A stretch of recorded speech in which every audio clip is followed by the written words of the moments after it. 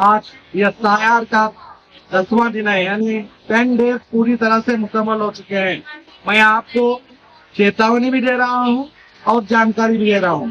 चेतावनी यह है कि 10 दिन हो चुके हैं, सिर्फ आपके पास 20 दिन बाकी है। आपको समझना होगा, 20 दिन के अंदर आपको फॉर्म भरना होगा और फॉर्म भरकर बीएलओ को बाकायदा देना होगा।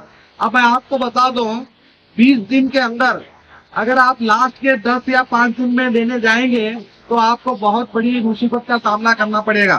वो मुसीबत का सामना ये है, आप जो भी इन्यूमरेशन फॉर्म जो दे रहे हैं, वो इन्यूमरेशन फॉर्म बीएलओ आपसे लेता है। लेने के बाद वो आपका जो फॉर्म है वो उसे स्कैनिंग करेगा, उसके ऐप में स्कैनिंग करेगा, आपका आगे का पेज स्कैनिंग करेगा, आपके पीछे का पेज स्कैनिंग करेगा, आपका दिया हुआ नया फोटो वो स्कैनिंग करेगा, आपका दिया हुआ डाटा वो लिखेगा, आपका मैपिंग करेगा, या कर जब सबमिट करेगा। यानी कि आप जिन जिन लोग जो हैं, मान लीजिए एक बीएलओ के पास 1000, 1200, 1400 जो मतदार लिस्ट है, वो पूरे मतदार वोटर्स का वो मैपिंग करेगा। अगर वो मैपिंग करने में चूक गया, मान लीजिए लास्ट डेट 12 रात के 12 बजे, ऑटोमेटिक वो ऐप बंद होगा।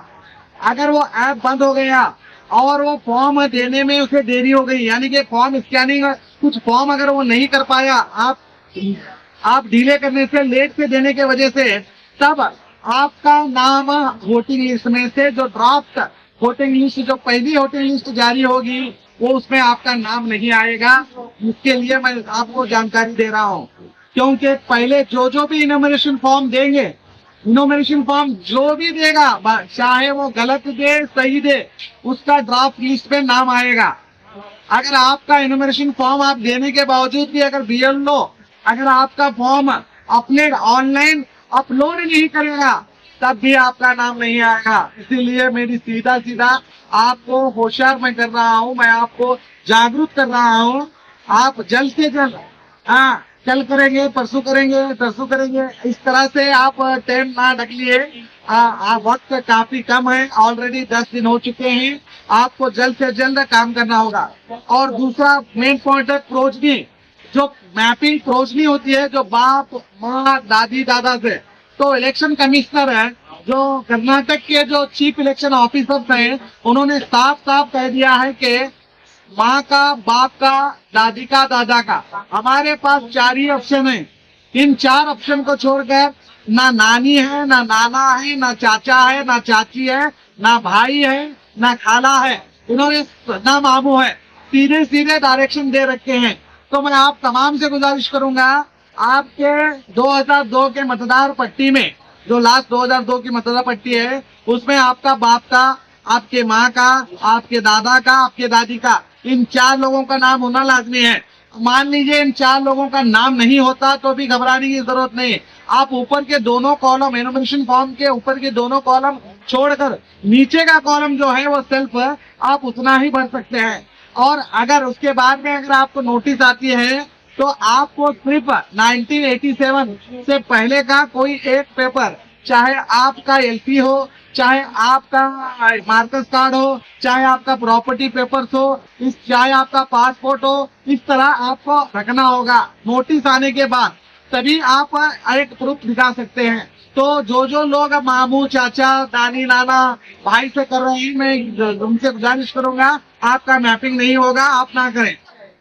चौथा यह है कि 2002 की लिस्ट कई लोगों को मिली नहीं और कई लोगों को पता नहीं कि 2002 के अंदर हमारा नाम कहाँ पर लिखा हुआ है, कैसे लाएं। तो मैं आपको बता दूं, जो इनोमिनेशन फॉर्म जो आपको बीएलओ दे रहा है, वो बीएलओ साहब के पास ही आपका 2002 का लिस्ट मौजूद रहेगा। तो आप 2002 का लिस्ट उनसे मांग सकते हैं, वहां देख सकते हैं, या तो उनसे कह सकते हैं कि आप 2002 के लिस्ट में हमारा जो नाम है बाप दादा का या आपका खुद का, हमारा भाग संख्या और कर्म संख्या लिख कर दीजिए, तभी हम आपका इनोमिनेशन फॉर्म भर सकते हैं। तो ये बहुत ही इम्पोर्टेंट बातें हैं जो मुझे आपको बताना था। और फिर एक मैं मेन पॉइंट आपको बता दूं, जब इनोमिनेशन फॉर्म आप दे रहे हैं, इनोमिनेशन फॉर्म देते टाइम जो आप सिग्नेचर कर रहे हैं, तो मैं आपसे गुजारिश करूंगा सिग्नेचर के सामने आप डेट लिखे। आज जब बीएलओ को दे रहे हैं, बीएलओ को डेट लिख कर दें, ताकि अगर मान लीजिए आपका फॉर्म बीएलओ से भी ऑनलाइन भरने में प्रॉब्लम होता है, वो फॉर्म नहीं भरेगा तो उसका जिम्मेदार बीएलओ होगा, आप नहीं, क्योंकि आपने ऑलरेडी डेट लिखी है। तो फिर हम उसके बारे में फाइट कर सकते हैं सेकंड। तो प्लीज मेरी बात पर तवज्जो दें। जिन लोगों को भी इस बारे में जानकारी नहीं है, मैं आपसे गुजारिश करूंगा उन सभी को ये वीडियो भेजने की कोशिश करें, ताकि उन्हें पता चले। मैं दोबारा आपको कहूंगा कि एसआईआर अब की जो फॉर्म की प्रक्रिया है 10 दिन हो चुके हैं, आपके पास सिर्फ 20 दिन है, हो जाइए होशियार।